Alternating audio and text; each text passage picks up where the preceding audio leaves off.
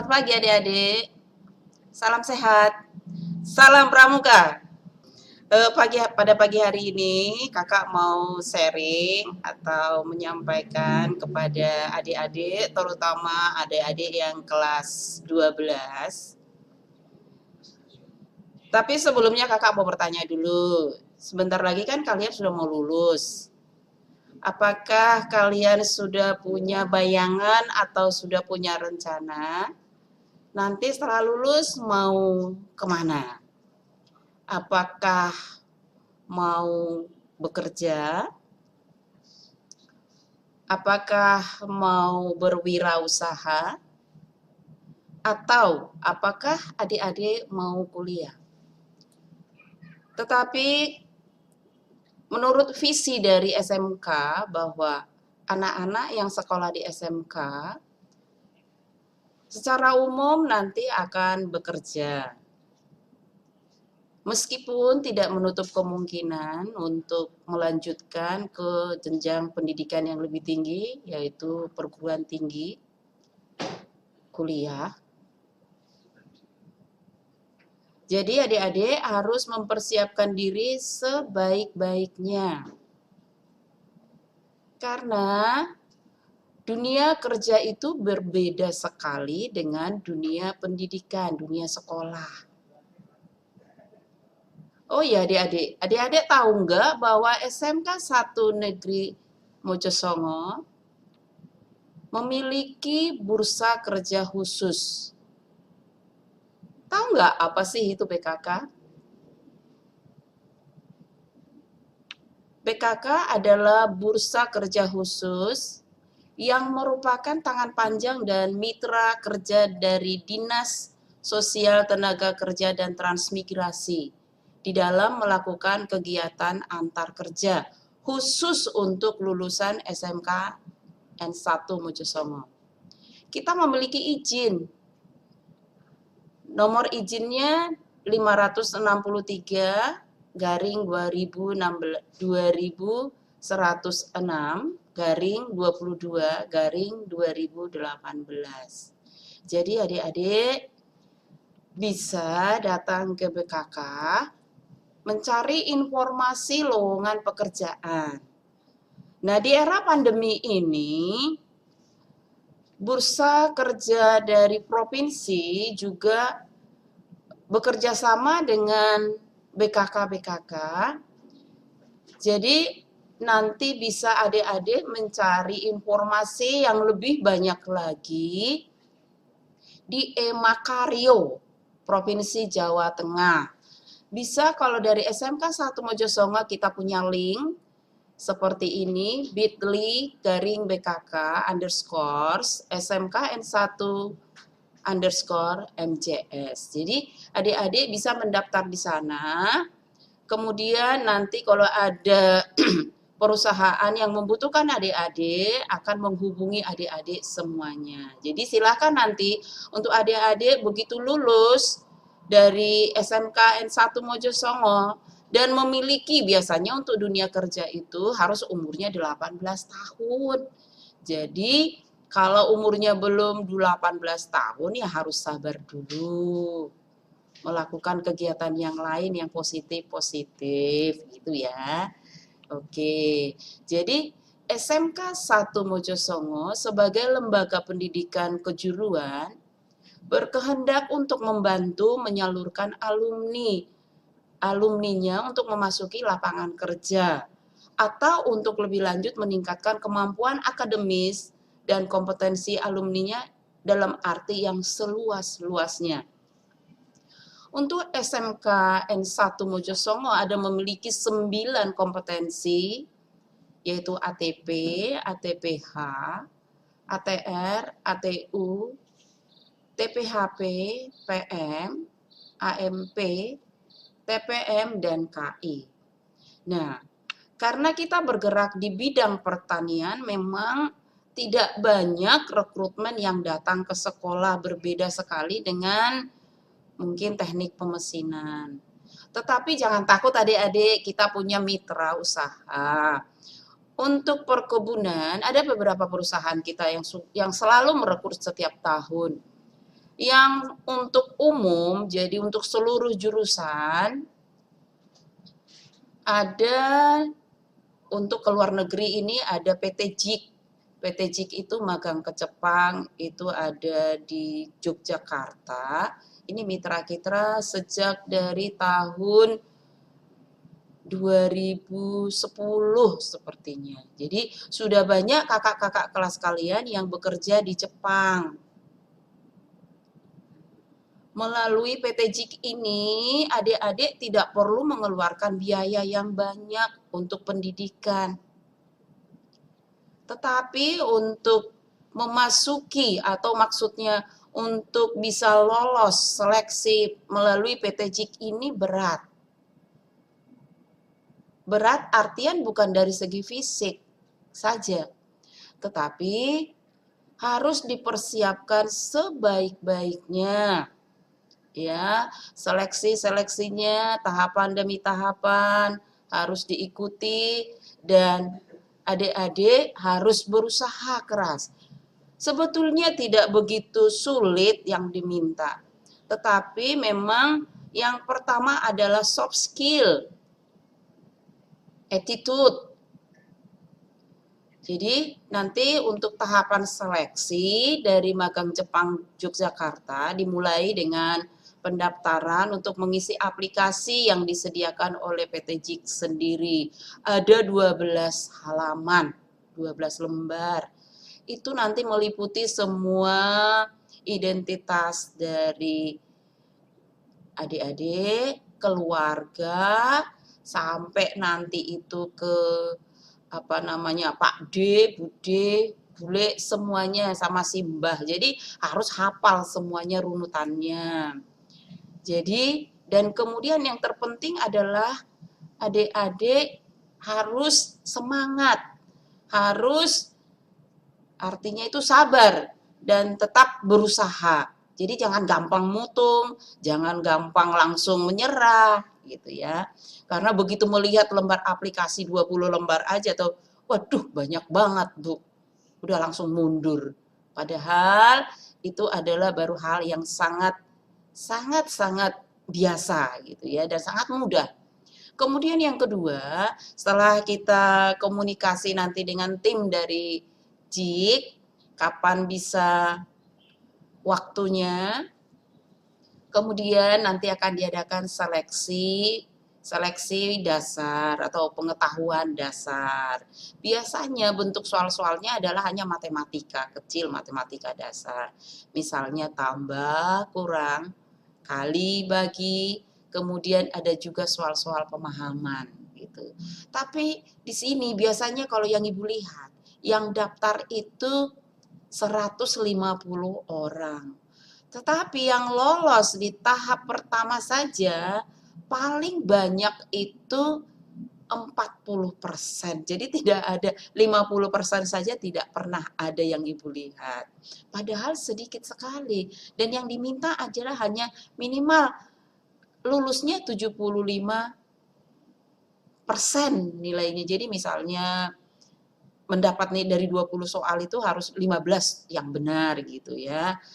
Nah, ini adik-adik memang untuk zaman sekarang ini, adik-adik itu kan kalau ada soal-soal matematika yang seperti itu tambah kurang, adik-adik itu langsung nomor 1 deh jagonya IT, langsung ambil kalkulator, ambil handphone, padahal hanya tambah-tambah 1,5 ditambah 2,3 udah langsung pencet. Nah, kalau untuk seleksi ke Jepang tidak boleh menggunakan kalkulator, jadi dibuat secara bersusun gitu. Jadi adik-adik harus persiapkan untuk hal-hal yang seperti itu kalau minat untuk ke Jepang. Kemudian nanti setelah lulus dari seleksi matematika dasar, pengetahuan, kemudian nanti akan dilanjutkan untuk wawancara. Wawancara ini adalah untuk mengetahui sejauh mana minat adik-adik untuk memang mau mengikuti magang ke Jepang. Karena adik-adik kalau ke luar negeri tidak segampang membalik telapak tangan. Misalnya Adik-adik sudah mau berangkat, siap berangkat. Wah, aku nggak betah, Bu. Aku nggak betah, Kak. Tetapi langsung mau pulang gitu. Itu tidak boleh. Jadi ada aturannya. Misalnya kalau sudah minat, apa sih yang menjadi alasan kamu untuk kamu mau berangkat ke Jepang, magang ke Jepang? Contoh misalnya jawabnya, ya karena saya mau ingin bekerja di Jepang. Karena saya ingin membantu meningkatkan kesejahteraan keluarga saya, meningkatkan derajat orang tua saya. Kan pasti bangga kan orang tua kalau anaknya bisa bekerja di luar negeri tanpa biaya yang banyak, tetapi nanti setelah 3 tahun bisa membawa uang yang banyak, bisa membangun rumah, bisa untuk biaya pendidikan, bisa untuk menaikkan membuat orang tua naik haji atau lain sebagainya. Itu bagian suatu kesejahteraan keluarga. Jadi orang tua pasti bangga sekali kalau kalian bisa lolos dan bisa bekerja di Jepang. Gajinya di sana itu bisa sampai 18 juta. Tapi 18 juta, tapi kita ya tidak semata-mata dari uang ya. Jadi nomor satu itu adik-adik kan masih muda itu. Jadi untuk syaratnya ke Jepang dari umur 18 sampai 22 batasnya. 22 tahun. Jadi biasanya tapi untuk ke Jepang ini yang lewat PT JIK ini dari jurusan hampir semua jurusan kecuali untuk kimia industri kayaknya yang belum punya linknya. Jadi nanti bisa lewat jalur yang lain. Nah, kemudian setelah lewat wawancara, nanti harus sabar menunggu, tidak bisa langsung begitu tes dasar, pengetahuan dasar selesai, kemudian wawancara selesai, langsung bisa berangkat, tidak. Nah, harus ada tahapan-tahapannya, karena Ibu bilang tadi, tidak segampang membalik telapak tangan. Jadi, lulus wawancara, terus kemudian menunggu lagi waktu yang tepat untuk melakukan MCU, medical check up. Jadi, ke Jepang juga harus diseleksi kesehatannya.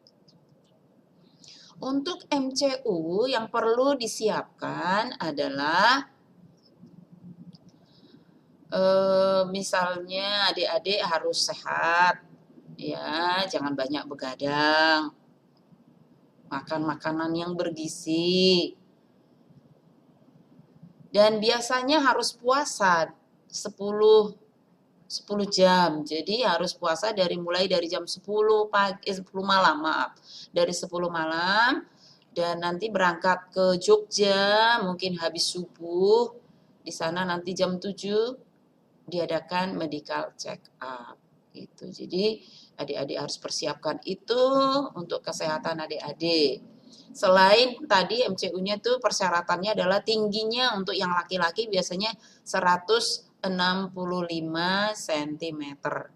Kalau yang putri-putri bisa 155, 150, 155. Oke, sudah bisa masuk. Ya. Nah, kemudian setelah lolos MCU juga harus sabar. Karena nanti kan harus menunggu juga dari umur harus 18. Kemudian permintaan dari pihak Jepang sendiri. Kalau sudah oke semuanya, nanti akan diadakan diklat di Jogja selama 2 bulan. Nah, yang perlu dipersiapkan untuk diklat di Jogja, jadi orang Jepang harus membiasakan budaya Jepang. Orang Jepang itu sangat disiplin sekali. Jadi semua harus sendiri. Dari misalnya peralatan mandi, peralatan pribadi itu harus sendiri, tidak boleh bergantian dengan teman. Jadi untuk masuk diklat harus disiapkan semua peralatan-peralatan, contoh hal-hal sepele juga peralatan dari mandi, sikat gigi, sabun, handuk, semuanya harus sendiri. Dan tidak boleh membelinya, wah nanti aja setelah di Jogja baru saya belikan gitu, enggak. Kalau memang dipersyaratkan dibawa, harus dibawa. Kalau tidak, pasti mendapat hukuman untuk kedisiplinan gitu ya. Jadi selama di Jogja ini juga banyak juga ini pengalaman dari kakak-kakak kelas kalian ya yang mengatakan ini bahwa di Jogja itu sangat disiplin sekali untuk setiap hari santapan mereka adalah olahraga. Jadi sit up, push up, lari, memang itu. Karena memang ada istilah di dalam tubuh yang sehat terdapat jiwa yang sehat. Setuju nggak, Dedek? Pasti kan? Jadi memang iya kalau kita sehat secara fisik pasti juga sehat, secara jiwanya juga pasti sehat. Jadi memang untuk orang Jepang ini kan memang mereka itu senang bekerja. Jadi nggak ada istilah malas-malasan. Jadi harus sehat. Kemudian nanti kalau selama di Jogja itu nanti di sana sama. Jadi kalau ada nanti apa ya? Misal peraturan-peraturan ya harus dilaksanakan sebaik mungkin. Waktu tidur, waktu belajar. Jadi malam pun ya belajar, suruh menghafalkan. Karena memang kan hanya 2 bulan waktunya itu ya. 2 bulan, jadi harus mencapai berapa itu mungkin ada berapa buku yang harus dihabiskan. Satu buku, satu level 1, nanti ada ujiannya. Kemudian berikutnya ada ujiannya. Berikutnya lagi ada ujiannya sampai dinyatakan lolos. Jadi belajar bahasa, belajar culture atau budaya gitu ya. Jadi memang agak diforsir. Tetapi kalau memang adik-adik niat itu enggak jadi masalah. Enggak jadi masalah. Pasti bisa. Harus ditanamkan dalam hati, saya bisa. Saya bisa gitu ya. Jadi kalau memang niat. Nah, tetapi adik-adik pernah ada kasus ya. Ya 1, 2 sih dari kalau yang selama ini semuanya lolos tidak ada masalah, pasti mereka bisa melalui itu semuanya. Ya, meskipun mereka katakan, "Bu, kaget, Bu." Kaget karena nggak pernah di sekolah diadakan seperti itu, ya. Tetapi kalau di diklat memang ya harus diikuti karena memang mau memasuki dunia kerja, bukan dunia sekolah lagi, gitu, ya. Nah, nanti setelah lolos dari yang di Jogja 2 bulan, paling untuk biayanya nanti bervariasi tergantung adik-adik. Kalau adik-adik itu memang tertib, makan mau masak sendiri karena disediakan peralatan-peralatan masak, ya, yang mungkin lebih ngirit. Kalau di Jogja 2 bulan itu mungkin bisa menghabiskan ya sampai 5 juta gitu karena memang banyak untuk yang lain-lain juga dibutuhkan gitu ya. Dan nanti setelah lulus dari Jogja 2 bulan nanti bisa langsung direkomendasikan mengikuti diklat di Depok. Jadi lanjutan dari diklat itu ya. Nah, menurut informasi dari kakak-kakak kelas kalian, untuk yang di Depok ini juga memang malah lebih ketat lagi. Lebih ketat lagi dari kedisiplinan, dari kegiatan sehari-hari. Tetapi nggak usah khawatir, nggak usah takut, tidak ada yang gagal yang kakak lihat selama ini. Jadi semuanya berhasil. Jadi adik-adik pun pasti bisa, yang penting niat gitu ya. Nah, setelah lulus dari Depok, di sana juga hanya 2 bulan.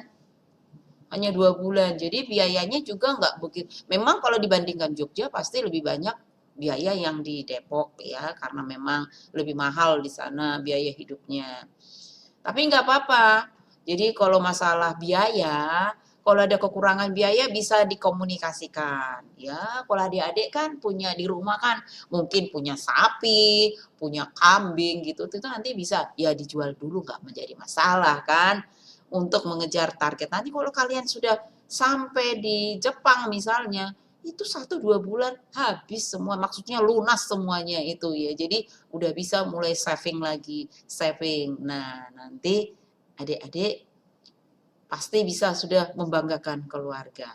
Nah, nanti setelah kembali dari Depok, pasti adik-adik disuruh datang ke sekolah untuk memberikan testimoni. Testimoni itu jadi berupa apa sih yang kalian dapatkan selama di kelas, selama belajar di PT JIK, baik di Jogja maupun di Depok gitu ya. Jadi adik-adik itu menularkan lagi ke adik kelasnya, biar adik kelasnya juga tahu gitu. Jadi untuk tahun ini mohon maaf memang ya karena ini pandemi, mestinya seleksi untuk adik-adik kelas 3, kelas 12 sudah diadakan biasanya di bulan November tahun 2020 mestinya ya. Tetapi karena ini pandemi, semua akses untuk pemberangkatan ke Jepang dan dari negara Jepang sendiri belum menerima tenaga asing. Jadi untuk tahun ini mohon maaf belum ada seleksinya. Ya. Tetapi nanti menurut informasi kelihatannya mulai bulan April besok sudah mulai ada lagi kegiatan-kegiatan seleksi. Jadi adik-adik kalau minat dipersiapkan dirinya sebaik mungkin mulai dari sekarang. Ya. Jadi enak sekali kalau sudah bisa lolos, tinggal menunggu pemberangkatan. Nanti setelah selesai testimoni di sekolah, nanti pasti mendapat tanda tangan dari petugas BKK bahwa adik-adik yang sudah siap itu, sudah memberikan testimoni itu, sudah melaksanakan tugasnya dengan baik. Kemudian hanya waktu tinggal 1 minggu kira-kira. Jadi kalau sudah dari Depok selesai, tinggal nanti hanya sebentar persiapan, mengurus surat-surat yang lainnya lagi. Seminggu sudah siap terbang ke Jepang. Ya, jadi semua masalah visa, paspor, PT JIK sudah persiapkan. Ya, itu langkah-langkah kalau adik-adik mau ke Jepang. Pulang-pulang nanti dari 3 tahun bisa bawa uang 450 juta loh. Asal kalian di sana hemat. Ya, jangan boros-boros. Misalnya mumpung punya uang beli sepatu yang mahal yang harganya 20 juta gitu ya, jangan ya. Jadi harus tetap sederhana meskipun punya banyak uang. Karena tujuan utamanya adalah untuk mensejahterakan orang tua, keluarga, dan diri sendiri gitu. Jadi jangan dihambur-hamburkan uangnya. Sudah susah-susah mencarinya tapi dibuang begitu saja gitu ya. Tapi tidak menutup kemungkinan boleh-boleh saja sekali-sekali memanjakan diri boleh ya. Tetapi jangan jadi konsumtif, harus dipersiapkan jadi untuk beli tanah gitu ya. Oke. Kemudian kalau untuk mau tahu lagi untuk PT JIK bisa melalui alamat ini ada www.jik.co.id. Jadi untuk Jepang ini sendiri memang mereka sangat senang sekali untuk mengembangkan sumber daya manusia Indonesia gitu ya. Jadi mereka bangga ya bekerja sama dengan sekolah-sekolah. Yang Ibu tahu itu di sana itu sekitar 600 perusahaan loh. 600 perusahaan ya yang menerima tenaga-tenaga dari dari luar negaranya mereka sendiri. Jadi untuk alamat kantor JIK bisa juga dilihat untuk yang di Yogyakarta ini Jalan Kaliurang, kilometer 12 Candi Mendiro, Sardono Harjo, Ngangklik, Sleman, Yogyakarta. Gitu. Ada kontak personnya di sini sudah Kakak siapkan. Kemudian ini bisa dilihat foto-fotonya di sini ada. Jadi tahap pertama ini seleksi dulu ya, seleksi administrasi. Kalau lolos seleksi administrasi lanjut ke seleksi tadi matematika dasar seperti ini. Jadi tahapan seleksi itu lama dan membutuhkan kesabaran. Ya, kesabaran. Nah, setelah ini ada fotonya juga untuk wawancara. Wawancaranya nanti sendiri-sendiri untuk memastikan kalian memang tujuannya apa untuk mengikuti kegiatan magang ke Jepang. Nah, ini juga ada fotonya untuk kalau sudah diterima dan mengikuti diklat di Jogja seperti ini. Untuk kapasitas ruangan diklat di Jogja itu bisa mencapai 500 orang. Jadi tidak hanya dari SMK 1 Mojosongo, tapi mereka bekerja sama dengan SMK-SMK yang ada di di Jawa Tengah, Jogja, di Jawa Timur, juga di Jawa Barat. Jadi mereka memang perusahaan besar gitu ya, yang mempersiapkan tenaga-tenaga untuk magang ke Jepang. Nah, ini ada juga foto kakak-kakak kelas kalian yang setelah selesai diklat dari Jogja, kemudian mereka mau berangkat ke Depok. Ini salah satu contoh ya. Ini Fajar Alfi, kalau ini anak ATR. Dia itu juga di sana sudah teken kontrak dengan perusahaan peternakan. Tapi ada satu ini yang istimewa. Ini Astrid namanya. Astrid ini dari PM, pengawasan mutu. Tetapi dia memang karena ada jobnya di sana itu yang peternakan. Dan dia memang semangat. Lah why not? Akhirnya dia ambil kontraknya. Dia mengambil kerja di peternakan unggas. Nah, adik-adik harus bisa bayangannya jangan seperti peternakan yang ada di peternakan kecil-kecilan gitu, enggak. Kalau di sana itu semuanya sudah pakai teknologi, jadi enggak usah khawatir gitu ya. Di sana semuanya sudah serba mesin. Kalau seperti kakak dulu pernah ke Jerman, semuanya itu ales mesin katanya. Jadi semuanya itu sudah menggunakan mesin. Ya, sampai cuci piring sendiri aja mesin gitu. Jadi itulah teknologi-teknologi di negara-negara maju. Kemudian ini seperti ini pakaian mereka kalau mereka bekerja di Jepang. Mereka menggunakan APD yang lengkap seperti ini. Kalau kita di Indonesia pakai masker setelah ada pandemi, ya kan? Nah, kalau di mereka memang bekerjanya seperti ini. Nah, yang ini juga, ini ada 3 orang ini yang difoto ini, ada 3 orang, Yeni Fatkur Rohman, Dian Pratiwi, dan Muslika. Ini cewek-cewek, tiga-tiganya ya, ini juga sangat luar biasa, ini hebatnya mereka. Tidak pernah mengeluh, mereka bisa sukses, ya, mulai dari seleksi, tahapan-tahapan semua mereka lalui dengan baik, dan mereka bekerja dari ATU juga, dan mereka di peternakan unggas.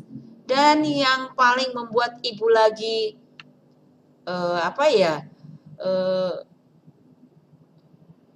terharu, mereka malah mengatakan, boleh nggak sih saya mau berangkat lagi, gitu. Boleh nggak sih? Tapi adik-adik harus tahu bahwa untuk ke Jepang dari dulu memang kontraknya 3 tahun, 1 sampai 3 tahun gitu ya. 1-3, jadi kalau sudah 3 tahun biasanya sudah tidak diperbolehkan lagi. Pasti yang lain lagi ya, yang lain. Tetapi untuk akhir-akhir ini kalau memang itu kompetensinya memenuhi persyaratan-persyaratan yang di Jepang, untuk akhir-akhir ini sudah bisa menambah lagi, bisa sampai 2 tahun lagi gitu ya. Nah, selain itu juga mungkin adik-adik tahu itu Pak Ponimin. Adik-adik tahu nggak yang anak-anak MP, anak-anak TM? Kenal nggak Pak Ponimin? Anaknya sendiri, anaknya Pak Ponimin lulusan dari sini, Ya, dari sini bekerja di Jepang. Nah, sekarang boleh adik-adik, boleh tanya sendiri Pak Ponimin, apa sih yang Pak Ponimin dapatkan setelah anaknya bekerja di Jepang gitu ya. Jadi bisa itu untuk wacana buat adik-adik semuanya. Oke, ada lagi juga. Jadi selain itu ada ini untuk Jepang itu ada apa perusahaan-perusahaan atau kompetensi-kompetensi yang mereka butuhkan adalah perkapalan, permesinan. Jadi banyak sekali dari anak-anak TM yang juga lolos dan bekerja untuk magang di Jepang. Sayangnya foto-fotonya nggak ada ini dapatkan gitu ya. Jadi adik-adik besok kalau berangkat ke Jepang, kalau yang dari jurusan TM, sering-sering kirim fotonya jadi biar bisa kakak dokumentasikan gitu ya. Jadi perkapalan, permesinan, otomotif, elektronika, perkeretaapian, konstruksi sipil, alat berat, pertanian, peternakan, perikanan. Nah, jadi dari itu makanya untuk kimia industri dan pengawasan mutu ini sangat sedikit yang bisa untuk mengikuti magang ke Jepang.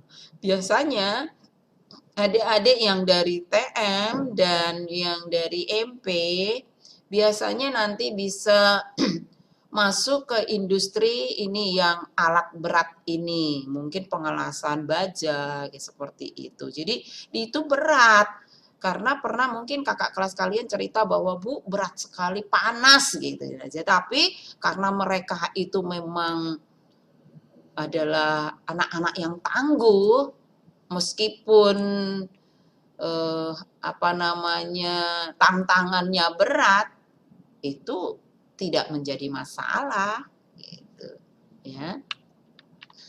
Nah, selain itu untuk yang putri-putri, yang ini, yang putri yang mungkin bisa bekerja menjadi care worker gitu ya. Care worker itu kalau di Jepang itu kan biasanya eh, tidak mempunyai banyak anak atau mempunyai anak tapi untuk karena mereka senang bekerja orang tua itu kadang-kadang kesepian. Kalau udah lansia-lansia itu kesepian gitu. Jadi ini membutuhkan care worker yang bisa mendampingi mereka. Nah, ini persyaratannya ini Bu lihat Kakak lihat ini eh, kemarin ada membuka lowongan itu sebetulnya dari tahun 2020. Itu tapi persyaratannya ada D3, D4, S1 yang profesi keperawatan dan kebidanan gitu. Dan syaratnya memang tidak belum menikah. Ya, belum menikah dan bisa ditempatkan di rumah sakit atau di rumah. Nah, untuk SMK juga ada sebetulnya. Untuk lulusan SMK yang putri-putri boleh-boleh saja, ya, boleh saja. Ini tadi yang Ibu yang Kakak katakan bahwa untuk mendampingi atau menemani orang-orang tua jompo itu. Ya jomponya nggak jompo-jompo istilahnya sudah harus dilayani semua tidak, tetapi memang mereka membutuhkan teman untuk berkomunikasi gitu. Jadi boleh dipersiapkan mau kemana nanti pilihannya. Nah, satu lagi prinsip dari orang Jepang bahwa orang Jepang itu senang sekali bekerja. Mereka tidak nomor satu melihat uang, ya. Jadi memang mereka boleh. Ini ada Dian Suryo, ya. Dian Suryo ini dulu ketua OSIS di SMK 1 Mojosongo. Dia hebat sekali. Ini dilihat dia ini anaknya dia ganteng, ya kan? Tuh, dia dari ATP kalau nggak salah dia. Dia juga di sana bisa dia diminta jadi pembicara karena memang dia di SMK sudah terbiasa menjadi pemimpin ya. Jadi seperti adik-adik kan ini anak pramuka tuh. Anak pramuka itu kan dilatih kepemimpinan. Jadi bisa berbicara di depan umum gitu. Jadi untuk Dian Suryo Baskoro ini tidak masalah. Jadi seorang Jepang itu sangat senang sekali sama dia. Nah, kemudian ini yang tadi kakak katakan, cewek-cewek yang tangguh-tangguh ini, mereka kalau setelah bekerja, mereka juga jalan-jalan, ya, jalan-jalan, lihat-lihat pemandangan kota Jepang. Memang sangat menyenangkan. Ini bisa dilihat foto-fotonya. Ini fotonya lagi. Ini seperti Disney nih. Kalau yang di Taman Mini itu adalah Taman Istana. Ya, ini ada ini. Kalau di Jepang nggak tahu apa namanya. Kemudian di sini ada Sekolah Republik Indonesia Tokyo. Karena begitu banyaknya juga orang-orang Indonesia yang sudah bekerja di Jepang gitu ya. Jadi memang di sana dibuat sekolah untuk anak-anak yang mungkin itu orang tuanya sudah ada yang Jepang dan Indonesia, jadi mereka sekolah di sini, gitu. Nah, yang ini ada sangat indah sekali. Kota Jepang itu kan terkenal seperti kota sakura ya, bunga sakura ini. Ini. Itu untuk bekerja di Jepang. Kemudian yang selain dari Jepang, ada juga PT Karya Tama Mitra Sejati. Ini biasanya merekrut tenaga kerja untuk Malaysia. Tetapi untuk Malaysia ini bekerja bisa perpanjang kontrak sampai 10 tahun. Lepas itu harus kembali lagi, tidak boleh perpanjang lagi. Di Malaysia biasanya kalau kita dengar itu kan di Malaysia itu sepertinya ditakutin gitu ya, karena dengar-dengar informasi dari luar bahwa Malaysia itu ada yang disiksa, ada yang disetrika gitu ya. Tapi adik-adik gak usah takut. Cuma untuk yang PT Karya Tama Sejati Malaysia ini biasanya adalah membutuhkan tenaga kerja putri atau perempuan. Sangat jarang untuk yang namanya laki-laki. Karena mereka nanti akan dipekerjakan di namanya kalau di sana dikatakan kilang, ya. Kilang atau perusahaan-perusahaan besar. Jadi yang kakak lihat ke sana monitoring biasanya kalau dulu sebelum pandemi bisa 2 tahun sekali kakak monitoring ke sana. Lihat mereka bekerja. Jadi mereka dengan menggunakan APD yang lengkap, mereka hanya mengamati yang kakak lihat seperti mengamati bekerjanya itu sudah robot. Jadi misalnya di kilang Unisan ada kilang Philip. Nah, ini kan mungkin membuat seperti perangkat atau lampunya dari Osram itu lampunya handphone. Jadi yang kecil-kecil atau keyboardnya handphone gitu. Jadi mereka hanya mengawasi robot yang bekerja. Tetapi nanti mereka bisa mengawasi 2 robot sekaligus. Ya, dan nanti mereka akan bekerja selama berapa ya? Sama 12 jam. Memang berat, masaker ininya berat. Itu sudah termasuk lembur. Nah, untuk basic gajinya di Malaysia itu 1.100 ringgit. 1 ringgit itu 300 berapa ya? 3.500 ya, nggak salah ya. Jadi mereka bisa dapat gaji 4 juta sampai 5 juta sebulan. Tetapi kalau mereka ambil lemburnya, mereka bisa ngantongi sampai 7 juta, 8 juta gitu. Dan mereka sudah dapat juga penginapan, asrama ya. Jadi tetapi ini juga seleksinya sangat berat ini seperti ini. Banyak sekali yang seleksi.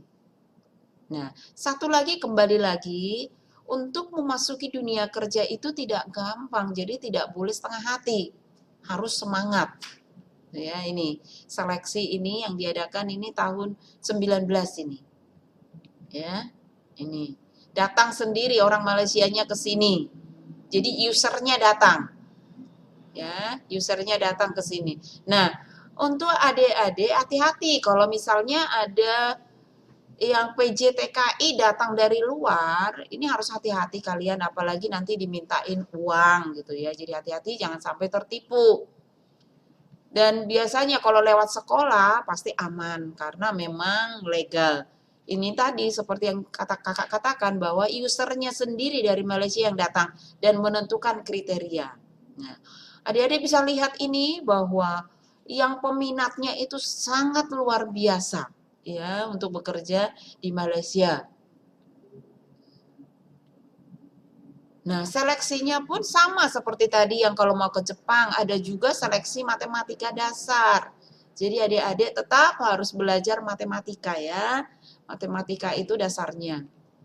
Nah, ini adik-adik yang mau berjuang. Tapi kakak nggak tahu ini sekarang ini masih di Malaysia berangkat atau tidak. Ya. Nah, ini kilang di Unisem. Yang di tengah ini adalah bosnya Unisem, sangat baik sekali. Dan ini yang di samping kakak ini adalah kakak-kakak kelasmu, terutama yang di sebelah kiri kakak ini adalah sudah mungkin lebih dia 8 tahun sudah di sana. Dia kuliah di sana, ambil universitas terbuka. Dan setelah dia tahu adiknya pun dipanggilnya ke sana. Dan mungkin bahkan sampai sekarang dia masih ada di Malaysia, Unisem. Itu ya. Kalau sebelah kanan kakak ini sudah pulang. Ini namanya Rizky, ya sudah pulang, sudah kembali ke Indonesia. Biasanya kalau sudah bekerja dari luar negeri, dari Jepang maupun itu dari Malaysia, ini pasti mereka kaget kalau bekerja di Indonesia lagi. Itu terutama dari segi gaji gitu. Jadi ya tapi nggak jadi masalah. Kalau sudah bekerja di luar negeri kan sudah punya tabungan gitu ya. Bekerja di Indonesia itu ya sedikit tapi biaya hidupnya juga kan nggak begitu mahal. Cukup lah. Yang penting satu bersyukur. Rezeki selalu ada. Jadi harus selalu disyukuri gitu. Nah, kemudian selain itu tadi dari PTG, kemudian Malaysia. Kalau di Malaysia nanti adik-adik bisa pergi ke Twin Tower, itu ada kembar di sana ya. Ada kembar Twin Tower namanya, pasti terkenal sekali di Malaysia gitu. Jadi tidak sah kalau misalnya tidak pergi ke sana atau sekedar berfoto-foto saja gitu. Nah, untuk yang kompetensi keahlian ATP, khususnya ATP dan teknik pemesinan MP, sebetulnya ini juga ada perusahaan perkebunan kelapa sawit yang sering datang ke SMK 1 Mojosongo itu dari PT Best Agro Internasional. Kemudian ada juga PT Astra. Bahkan yang PT Astra ini adalah kakak kelas kalian. Mungkin lulusan tahun 85 kalau nggak salah. Itu sudah menjadi apa itu namanya itu pimpinan direktur dari PT Astra itu sendiri. Nah, bayangkan kalian, SMK 1 dulu saat itu namanya masih SMTP ya. Sekarang SMK gitu, tapi tidak jauh. Iya, dari PT Astra Agro Lestari ya. Nah, ini jadi kakak kelas itu pun kakak kelas kalian itu setiap tahun kalau SMK 1 Mojosongo ulang tahun di bulan Maret, kakak kelas kalian itu selalu kirim. Itu mungkin kemarin bisa lihat itu ada karangan bunga hanya sekedar untuk ucapan selamat gitu ya. Jadi di sana sudah banyak sekali kakak-kakak kelas kalian. Kalau tahun-tahun dulu, tahun-tahun sebelum apa ya, tahun-tahun katakanlah tahun 2000-an itu sekali berangkat itu 50 orang. 50 orang berangkat. Tapi untuk akhir-akhir ini entah kenapa, kakak sendiri juga kadang-kadang heran.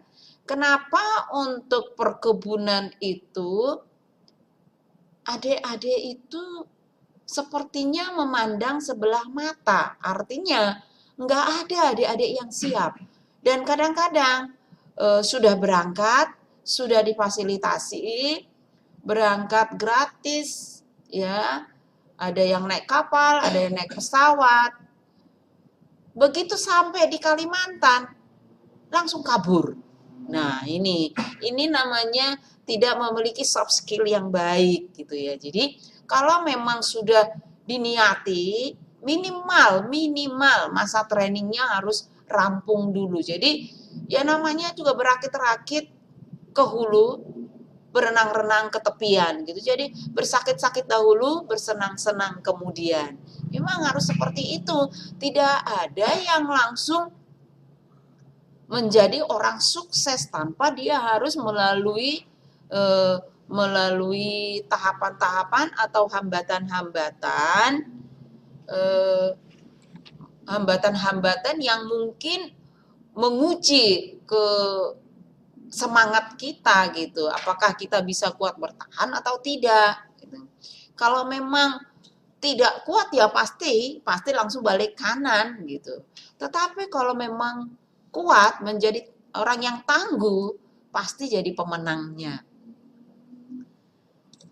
Nah, kemudian ada juga ini alumni tahun 84. Alumni tahun 84 namanya Pak Tri Wahyono. 84 itu berarti apa ya, sudah berapa puluh tahun itu lulusnya ya. 34 tahun lulus dari SMT Pertanian Boyolali, dia bisa menjadi pengusaha sawit di Riau. Nah, kemarin waktu ulang tahun sekolah yang ke-46, beliau juga diundang untuk partisipan atau sebagai pembicara di webinar HUT-nya. Jadi kemarin itu kakak kelas kalian ini berpartisipasi untuk memberikan motivasi atau materi tentang perkebunan sawit gitu. Jadi adik-adik yang sekarang ini sudah enak, sudah banyak sekali kakak-kakak kelasnya yang bekerja dan menyebar di mana-mana gitu. Kalian tinggal nyemplung gitu, sudah tidak yang memulai lagi. Nah, kemudian ada lagi selain dari maaf, ini ada juga informasi yang terbaru kemarin itu untuk adik-adik nanti yang kelas 12 yang mau ke Kalimantan ada PT BGA. Ya, PT BGA. Ini juga perkebunan di kelapa sawit ini juga membutuhkan banyak sekali tenaga kerja rencananya. Jadi adik-adik yang mau berminat boleh langsung daftar dulu per kelas. Jadi nanti setelah itu ke BKK, informasinya ke BKK, kemudian kita tindak lanjuti. Itu ya. Nah, kemudian selain itu ada juga untuk yang peternakan ini, peternakan. Kakak kelas kalian juga ada yang jadi bosnya ya. General Manager di PT Carum Pokpan. Carum Pokpan itu angkatan pertama dari peternakan, namanya Mas Susilo Wijayanto. Ini SPT ya, Sarjana Peternakan. Kalau beliau ini dulu begitu lulus dari SMK, dia langsung kuliah ke IPB. Nah, kemudian dari IPB dia transfer lagi di Unibra. Ya, kuliah habis itu dia sempat pegang Java di Subang, dia selama mungkin ada 10 tahunan. Kemudian dia melebarkan sayapnya lagi, dia kembali ke Carum Pokpan. Nah, dia sudah menjadi di bawah di bawah owner. Jadi dia di bawah levelnya sudah tinggi sekali, dia membawahi 7 general manager. Bayangkan itu. Jadi dia pernah mengajak kakak ini, ayo kak, ayo kita ke, waktu masih pegang di Jawa Tengah, dia menunjukkan bahwa satu farmnya itu ini investnya 2M. Bayangkan itu ya. Jadi dia sudah tangan kanannya dari pemilik gitu. Jadi kakak juga bangga sekali punya alumni yang sangat-sangat hebat, yang tangguh, dan kalian pun pasti bisa mengikutinya. Untuk PT Java juga ada juga nanti sering ada lowongan untuk bekerja di breeding farm. Nah, biasanya ini yang kemarin ada di Purwakarta. Di sana sampai sekarang juga banyak kakak-kakak kelas kalian yang dari ATU gitu ya. Eh, dan pasti kalau udah perusahaan-perusahaan besar seperti itu kesejahteraannya juga pasti bagus. Nah, kemudian ada PT Medion. PT Medion ini juga nanti akan bisa sebetulnya untuk semua jurusan ya, bisa dari apa namanya? Dari TM, meskipun itu bergerak di bidang peternakan. Jadi untuk PT Medion itu kan di dalam misalnya di labnya nanti bisa untuk pembuatan vitamin sama vaksin gitu. Jadi membutuhkan tenaga-tenaga lab. Contohnya nanti dari kimia industri. Kemudian untuk tenaga gudang bisa nanti dari semua jurusan, tapi biasanya laki-laki gitu ya, semua jurusan. Dan untuk tenaga operator kandang, ini pun bisa dari semua jurusan karena nanti akan dilakukan training. Nah, untuk vaksinator, biasanya ini dari jurusan-jurusan ATU karena mungkin mereka sudah pernah melakukan vaksinasi untuk ternak, tetapi tidak menutup kemungkinan juga dari di luar kompetensi ATU dan ATR. Bisa saja, yang penting niatnya mau bekerja dengan baik. Nah, untuk PT Medion ini sendiri, ini kan kantor pusatnya ada di Bandung. Untuk seleksinya ini juga sangat ketat sekali ya, ketat sekali. Dan ingat lagi, untuk dunia kerja yang sangat dibutuhkan adalah soft skill. Tidak harus pintar-pintar banget, tidak gitu ya. Jadi memang yang harus dipersiapkan itu. Jadi bisa pertama pasti sama seleksi administrasi. Sama mirip-mirip dengan yang Jepang tadi. Semua harus diisi nilainya dari SMP, SMK. Jadi ada apa namanya itu rangkaiannya, kemudian dari keluarga semuanya. Nanti setelah lolos administrasi, nanti baru ke wawancara. Kemudian nanti akan diadakan psikotes. Jadi adik-adik yang kelas 12 khususnya, yang kelas 12 harus udah belajar-belajar, itu kan punya handphone bagus-bagus tuh Android ya. Belajar-belajar tentang tes-tes atau contoh-contoh soal untuk psikotes dibaca. Ya, biar nggak kaget begitu memasuki dunia kerja. Karena di sekolah tidak akan sempat Bapak Ibu gurunya memberikan materi-materi yang seperti itu. Jadi adik-adik yang harus berusaha sendiri gitu ya. Oh, cari bagaimana sih bentuk-bentuk soalnya, saya tak belajar. Nah, gitu. Jadi jangan hanya melihat video-video yang lain-lain ya, Dek ya. Jadi harus belajar untuk mempersiapkan diri.